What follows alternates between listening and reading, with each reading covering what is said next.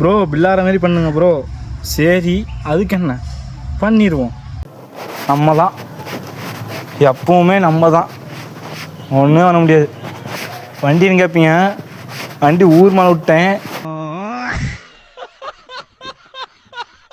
வண்டி புது வண்டி வாங்கிக்கிறேன். வண்டி பேர் ஹோண்டா சிவிக் 2.0 பாருங்களா.